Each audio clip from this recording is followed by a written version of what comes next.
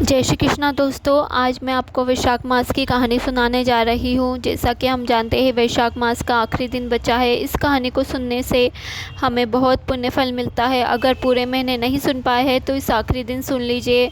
यह कहानी इस प्रकार है। एक गांव में एक गरीब लकड़हारा रहता था। वह लकड़ियों को बेचकर अपना जीवन यापन करता था।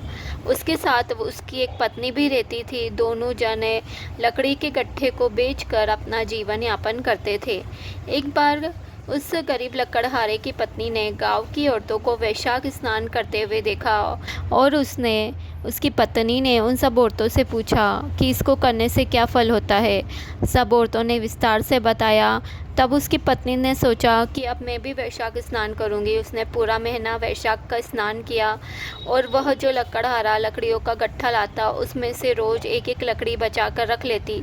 अब जब पूर्णिमा का दिन आया, वैशाख का स्नान पूरा हुआ, तो उस लकड़हारे की पत्नी ने जो बचाई हुई एक एक लकड़ी थी उससे पूरा एक लकड़ी का गट्ठा बनाया और उसको बेचने के लिए निकल गई।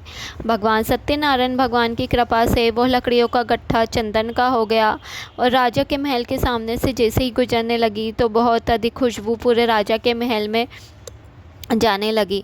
तो राजा ने पूछा, यह खुशबू कैसी है? तो बाहर सैनिकों ने बोला कि एक लकड़हारे की पत्नी चंदन की लकड़ियाँ बेच रही है, जिसके कारण इस पूरे महल में खुशबू हो गई है। अब राजा ने बोला उससे कि लाओ ये लकड़ियाँ मुझे दे दो और उसके बदले में तुम्हें जो चाहिए वो ले लो। तो लकड़हारे की पत्नी ने बोला कि मुझे कुछ नहीं चाहिए, मुझे केवल इतना अन्न दे दो कि मैं 5 ब्राह्मणों को भोजन करा सकूं। राजा ने उतना अन्न उस लकड़हारे की पत्नी को दे दिया। लकड़हारे की पत्नी ने 5 ब्राह्मणों को भोजन कराया और भगवान सत्यनारायण भगवान की कृपा से उनके घर में अन्न धन के भंडार भर गए। उस दिन लकड़हारा लकड़ी बेचने गया तो उसकी एक भी लकड़ी नहीं बिकी। तो वह इसलिए देर से आया तो देखा घर की जगह महल था। उसने अपनी पत्नी से पूछा क्या बात है, तो पत्नी ने सारी बात बताई। तो लकड़हारे ने बताया कि क्या वैशाख स्नान करने से इतना पुण्य फल मिलता है? अगर ऐसा है तो आज से मैं भी तुम्हारे साथ वैशाख का स्नान किया करूँगा।